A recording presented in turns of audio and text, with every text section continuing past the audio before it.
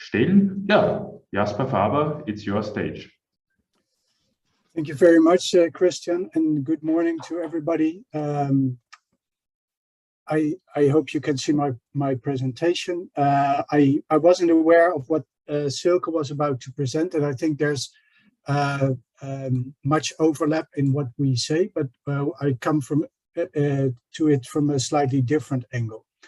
The topic of this presentation is effective policies to decarbonize aviation. And I want to start with a quick look back on the market-based measures that we have and what they have brought us. In Europe, we have experience with market-based measures in aviation for about a decade. Aviation has been included in the EU ETS since 2012, and over time, an increasing number of European countries have introduced aviation taxes, and amongst them, the UK was the first. Germany, France, Sweden, Austria, Netherlands, Italy, currently all have some form of aviation taxes.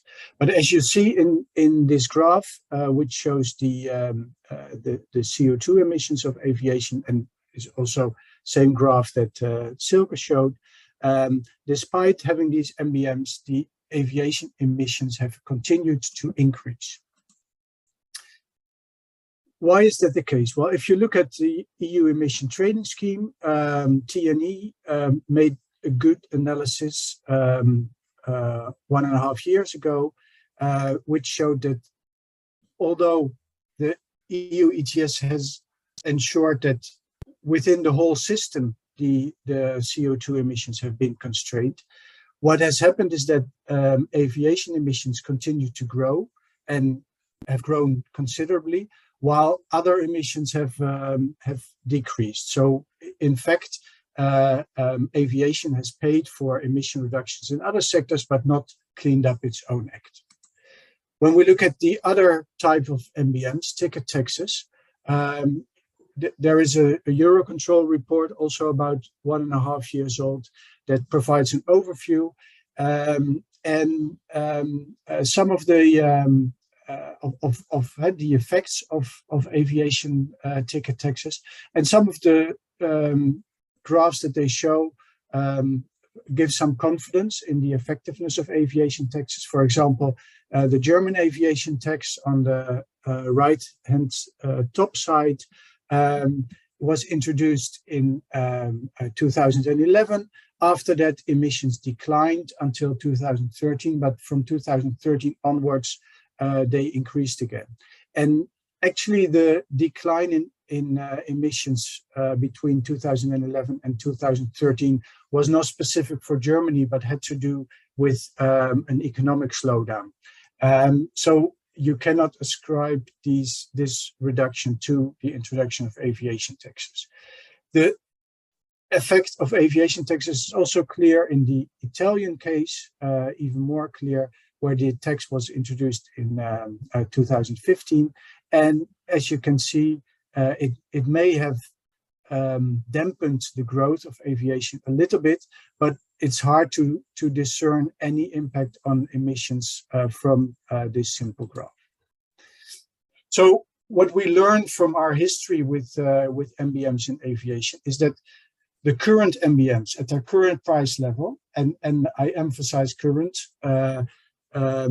reduce demand somewhat and give small incentives for improving the carbon intensity of aviation.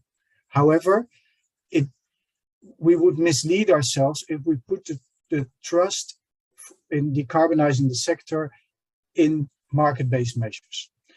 I think that the price signal of MBMs will not be high enough to incentivize the use of power-to-liquid sustainable aviation fuels.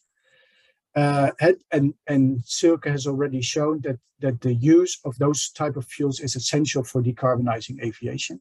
And why is that? Because I think for political reasons, at least at this moment, it is very hard to envisage an ETS or a price incentive of several hundreds of euros per ton of CO2, which is what you would need to put PTL, sustainable aviation fuels, on an equal footing with fossil fuels.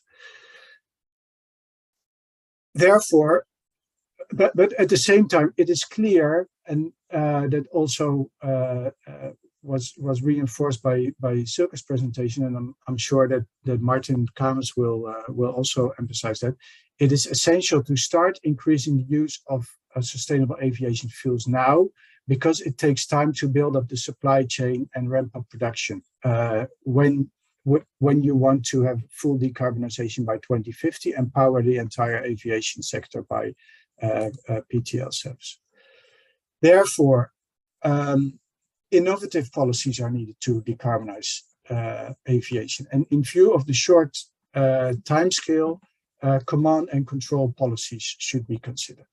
And the options for effective policies include the fuel mandates, which address the problem of CO2 emissions, at least directly, by limiting the share of fossil fuel use. I think the Refuel EU Aviation proposal is to be supported in that respect, and also extending the provisions of the Renewable Energy Directive to the aviation sector, and by the way, also to the maritime sector, are good examples of such policies. And another policy that could be considered is a CO2 emissions ceiling, as proposed by the Netherlands, which is currently being studied by the Dutch government, and which would limit or cap the CO2 emissions of all departing flights, either by limiting airport capacity, by limiting airline activity, or by limiting fossil fuel sales. So this is also coincides with the final plea in Silke's presentation that EU countries should take responsibility for CO2 emissions caused by all departing flights from the territory. That's exactly what is in this Dutch policy, which is in the Dutch Aviation White Paper. The indirect effect of all these measures, of the increased use of sustainable aviation fuels, is to increase the cost of aviation. This acts like a tax. It may dampen demand somewhat, and it also increases the cost of fuel for aviation, which spurs efficiency improvements. Now, I've argued that if we want for decarbonization, command and control policies should be at the center of the basket of measures that we adopt. That does not mean that there is no role for market-based measures. On the contrary, there are several reasons why we need market-based measures in addition to these innovative policies. Market-based measures improve the allocative efficiency of the economy by closing tax loopholes. It is mind-boggling that when you buy a loaf of bread, you pay a tax, and when you fly or buy a ticket, you don't pay a tax. And that means that from an economic perspective, we don't consume enough of tax, and we overconsume aviation. So this is part of the problem, and ticket taxes are a good way to close this loophole. Second, as Silke already very briefly mentioned, there are other climate effects of aviation than CO2 that cannot be internalized so easily with innovative policies, and for those it would be good to have MBMs. Also, it could be imagined that the further development and deployment of sustainable aviation fuels should be subsidized, and it would make sense if the sector pays for it themselves.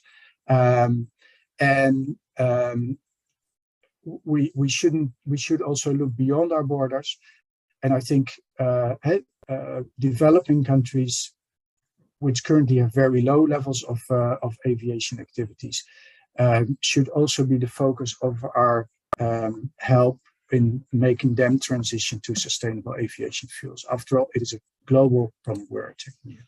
So to conclude, a rapid decarbonization of aviation requires command, and rapid, I mean, within the 28 years that we have left until 2050. A rapid decarbonization of aviation requires command and control policies like fuel mandates or CO2 emission ceilings, because the price levels of the current MBMs are not sufficiently high, and I don't see that happening anytime soon.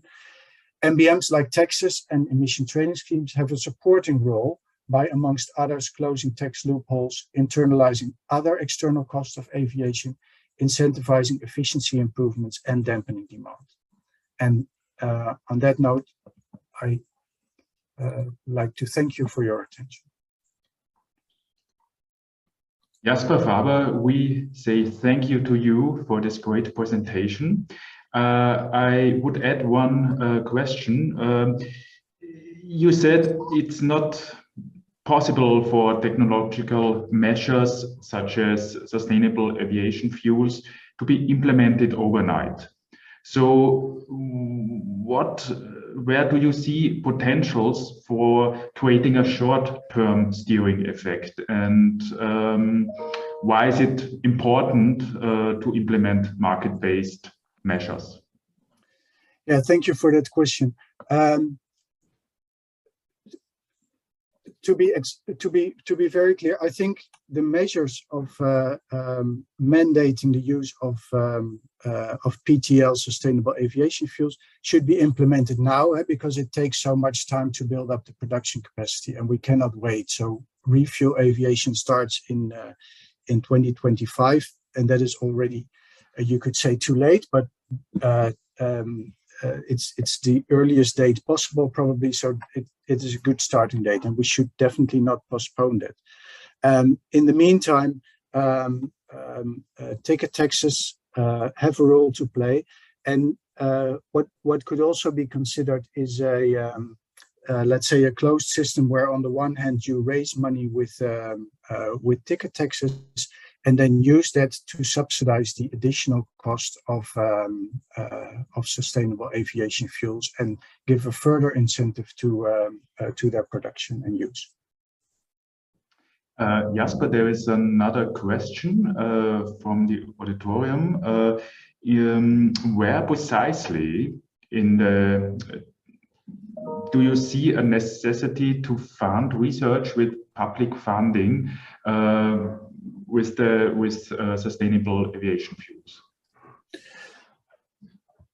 I think there, and this is a little bit outside my area of expertise. So so check my answer, please, with people who are more expert on this issue than I am.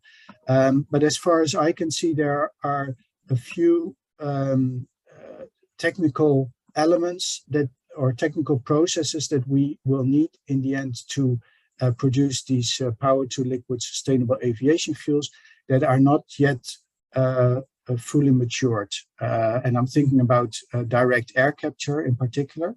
And I think that is certainly an area where more innovation and research is needed. And second, and that is a smaller part of the research, I think, but there's this issue with aromatics in fossil fuel, which are a main contributor to the non-CO2 climate effects. And it is completely unclear, and it's often argued that aircraft engines and fuel systems need these aromatics to continue to fly, because otherwise it would not be safe.